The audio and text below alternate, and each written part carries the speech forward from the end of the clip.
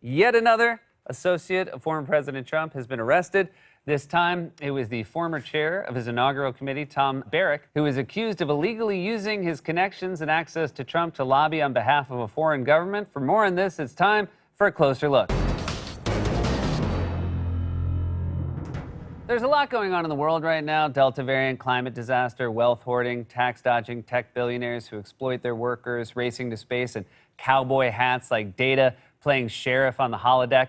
Second data ref in a week. Is Next Generation our new MASH?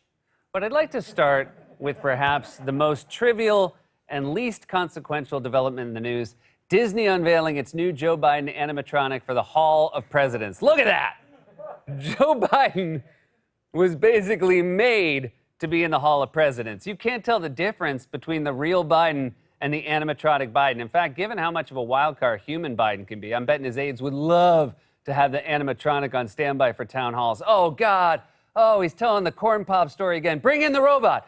Oh, phew, dodge. Oh, now the robot's telling the corn pop story. Oh, wait, but okay, I can actually follow it. I can follow it when the robot does it.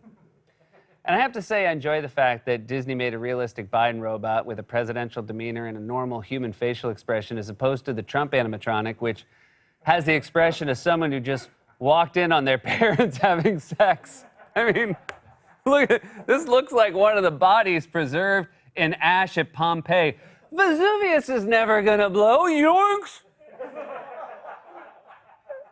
Looks like Han Solo frozen in carbonite.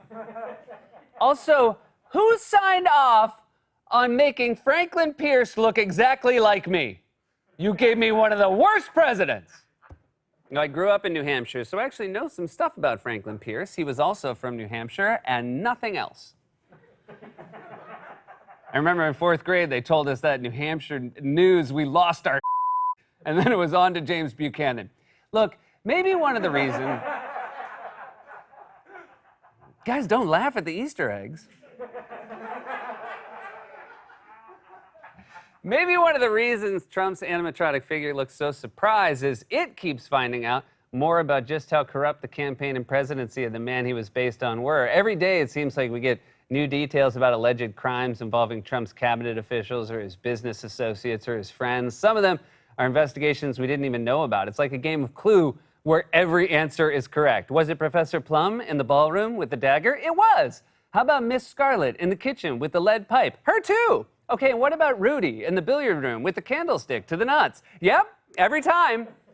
For example, we learned this week that an inspector general found that Trump Commerce Secretary Wilbur Ross lied to Congress about the census and presented those findings to the Trump Justice Department, but Trump's DOJ declined to prosecute him. And when Ross heard he wasn't getting prosecuted, I'm guessing he celebrated by cracking open a beer and a can of soup.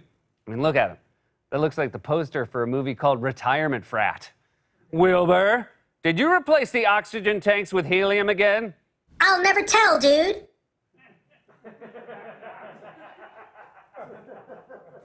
What you just saw is 100% my fault.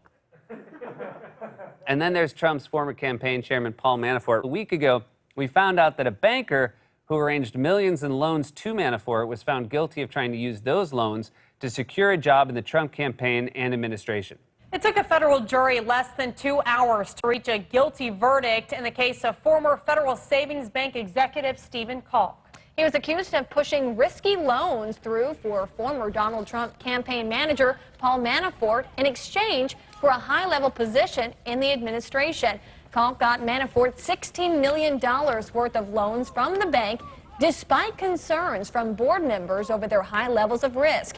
Manafort then recommended Kalk for an open undersecretary of the Army position. Look, I'm sure this sort of bullshit happens all the time in D.C., and more people should be prosecuted for it. But my God, Trump and his cronies were so brazen about it. The Trump operation was such a toxic criminal enterprise that even people who are just tangentially related to him are getting thrown in jail now. At this point, I wouldn't be surprised if they get his Disney robot for using a shell company to dodge taxes. Don't look surprised. You know what you did. Kalk apparently got a job on the Trump campaign by loaning Manafort millions despite his checkered financial past. And when Trump won, he actually wrote down a list of jobs he would want in a Trump administration. Stephen Kalk was convicted for giving Paul Manafort $16 million in questionable bank loans in 2016 and 2017.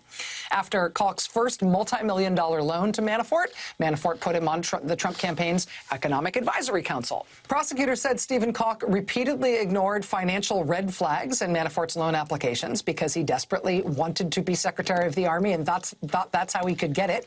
He listed in ranked order his favored, quote, prospective roles in the new administration. His number one choice was Secretary of the Army. If not that, he'd take, Secretary of Commerce, Deputy Secretary of the Treasury, 18 preferred ambassadorships, everything from the UK to the Vatican to Singapore. I guess if you're the kind of guy who ignores red flags, you're also the kind of guy who writes down a list of the quos you would like in return for your quids. Yeah, send a copy of this to Manafort, Trump, and the FBI. Is that dumb? Also, total aside here, but if you're a corrupt banker paying for a job in the administration, why would you want Secretary of the Army over Ambassador to the Vatican? I mean, the Secretary of the Army has actual stuff to do. I'm pretty sure the Ambassador to the Vatican just gets to hang out in Rome, drinking Aperol spritzes and dodging Vespas on cobblestone streets. Every now and then you run into the Pope and he says, "I'm from Argentina. I don't talk like this." Of course, Kalk wasn't the only Trump goon to write down incriminating material when prosecutors indicted Trump Organization's CFO Alan Weisselberg for alleged tax fraud earlier this month. It turned out they kept internal spreadsheets detailing the scheme. For example, according to the indictment, Weisselberg caused the Trump Corporation to issue corporate checks made payable to a Trump Organization employee who cashed the checks and received cash. The cash was given to Weisselberg for his personal use.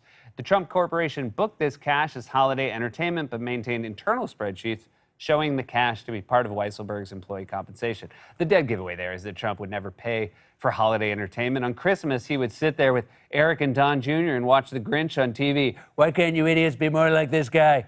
Then yesterday, we got news about the arrest of yet another longtime Trump associate, Tom Barrack, who was an advisor to Trump's campaign and the chair of his inaugural committee, which incidentally is also under investigation, unrelated to these new charges. Tom Barrack, the chairman of Trump's 2017 inaugural committee, has been arrested on a host of charges, including illegally lobbying for the United Arab Emirates, obstructing justice, and making false statements to federal agents. The Washington Post reports federal prosecutors say Barrack capitalized on his friendship with and access to Trump and other high-ranking government officials and his relationship with U.S. journalists to advance the policy goals of a foreign government without disclosing their true alliances. So one of Trump's closest confidants and advisors was secretly using his access and connection to Trump to lobby the campaign and the administration as an unregistered agent of a foreign government. That means various Trump associates were either lobbying for or connected to Ukraine, Russia, Turkey, Qatar, and the UAE, among others. That place was like the Epcot World Showcase of corruption.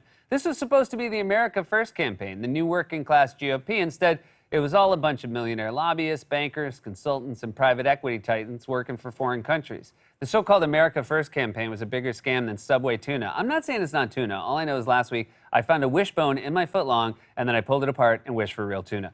Now, we already knew part of this story thanks to an investigation by the House Oversight Committee during the Trump presidency, which found that Barrack had submitted drafts of a 2016 America First energy speech to the UAE for edits. He took a speech with America First in the title and submitted it to a foreign government for approval. That's like finding out the cop who did the DARE presentation at your high school snorted some fat rails off a cafeteria tray to get hyped up. Woo! Who's ready to learn about how bad drugs are? Wait, sorry, my friend Pablo Escobar did a rewrite on that. Who's ready to find out how bad drugs aren't? And according to the indictment released yesterday, Barrack, a longtime Trump friend, used that friendship to get language inserted into the then candidate's energy speech in 2016 about the importance of working with our Gulf allies at the behest of Emirati officials. So thanks to Barrack, the UAE basically hired Trump to do a cameo for them. UAE, it's Donald Trump, and I hear you have a birthday coming up. But Barrack succeeded, as you can see from this clip of the speech in 2016, which was supposed to be about American energy independence and the so-called America First energy policy. Weirdly, there was a line out of nowhere where Trump seemed to backtrack and say, actually, we'll keep buying oil from Gulf states like the UAE. We will become and stay totally independent of any need to import energy from the OPEC cartel or any nations hostile to our interest. Anybody hostile to our interest, believe me, we don't deal with them. We'll handle them just fine. Just fine. And by the way, there are plenty of them out there that are hostile to our interests. At the same time, we'll work with our Gulf allies to develop a positive energy relationship as part of our anti-terrorism strategy. He makes it so easy for prosecutors. You can literally see the moment where he riffs off the cuff and then goes back to the line Barrack wrote for him. He totally contradicts himself. Those Gulf states, they hate us, don't they, folks? Mark my words, we will never work with them ever. Those Gulf states can kiss my ass.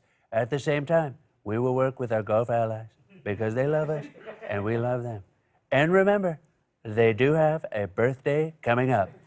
The Trump campaign and presidency were one big criminal enterprise, a toxic cesspool of corruption and self-enrichment. And clearly, there's still so much more we need to find out. Among many other things, it proves once again that the new, supposedly populist, working-class America First Republican Party is a total scam. In reality, it's just a bunch of wealthy oligarchs conning voters while they serve foreign interests and rake in millions. Every time we find out about yet another Trump corruption scheme, it's like taking a kick right to the Caulk.